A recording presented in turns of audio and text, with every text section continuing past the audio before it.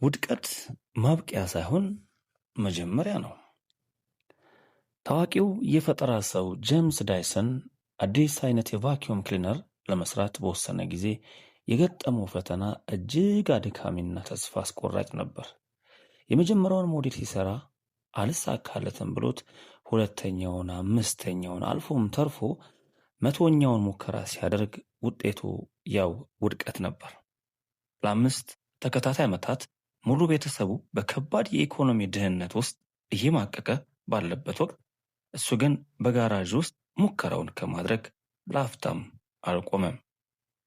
ዳይሰን ስኬትን የተቀናጀው በ5127ኛው ሙከራው ላይ መሆኑን ስንረዳ ከዚህ ቀደም 5126 ጊዜ ሳይሳካለት ቀርቶ እንደነበር እናስተውላለን። ዳይሰን ራሱ እንደሚናገረው በእያንዳንዱ ውድቀት ውስጥ አዳዲስ መፍትሄዎችን ያገኝ እንደነበር ነው። ዛሬ ዳይሰን በቢሊዮን የሚቆጠር ሀብት ያለው ግዙፍ ተቋም ወይም ካምፓኒ ባለቤት ለመሆን በቅቷል። ውድቀት ማለት በህይወት ጉዞ ውስጥ ማቆም ወይም እጅ መስጠት ሳይሆን ውጤታማ ወደ ሆነው መንገድ ለመድረስ የሚደረግ የመማር ሂደት መሆኑን ይህ ታሪክ ያስገነዝበናል። ጄምስ ዳይሰን 5000 ጊዜ መውደቁን እንደ ሽንፈት ሳይሆን 5000 ጊዜ አዳዲስ ትምህርቶችን የማግኛ ዕድል አድርጎ ተጠቅሞበታል። ዛሬ ስንተኛ ሙከራ ላይ ነህ? ምናልባት 10ኛ ወይም 100ኛው ላይ ትሆን ይሆናል። ነገር ግን እንደ ዳይሰን ጽናት ካለ ገና ብዙ ስኬት ዕድሎች ከፊት ይጠብቁሃልና ተስፋ ቆርጠህ አትቁም። ኦፕራ ዊንፍሬን እንኳን ስንመለከት የተወለደችው እጅግ ድሃ ከሆነ ቤተሰብ ሲሆን በልጅነቷም ልብ የሚሰብር ግፍና መከራ ደርሶባታል። በቴሌቪዥን ጣቢያ ውስጥ የሥራ ሕይወቷን ስትጀምር አለቆቿ ለቴሌቪዥን ሥራ አትሆኝም በማለት ከሥራ አባረሯት። ኦፕራ ግን እነርሱ ያላትን አሉታዊ ትችት እንደ እውነት ከመቀበል ይልቅ የራሷን የውስጥ ጥሪ ለመከተል ወሰነች። ዛሬ ኦፕራ የዓለማችን እጅግ ተጽዕኖ ፈጣሪ ሴት፣ የሚሊዮኖች ድምፅና ቢሊዮነር ለመሆን በቅታለች።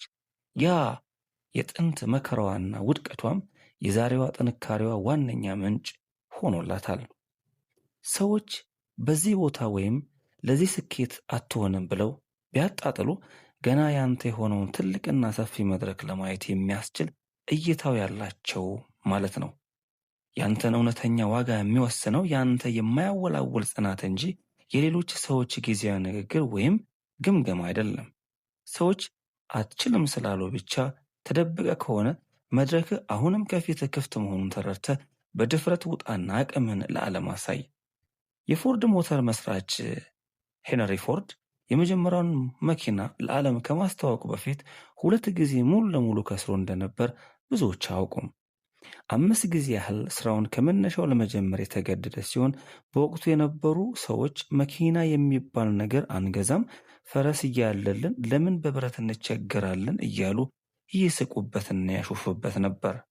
ፎርድ ግን ውድቀትን በአዲስና በብልህ መንገድ እንደገና ለመጀመር የሚሰጥ ታላቅ ዕድል መሆኑን በጽኑ ያምን ነበር።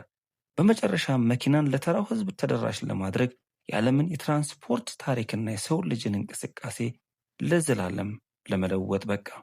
ኪሳራ ወይም ውድቀት ማለት የህልም ፍጻሜ ሳይሆን በአዲስ እውቀትና ብስለት ለመነሳት የሚሰጥ የቤት ሥራ መሆኑን መገንዘብ ይገባሃል።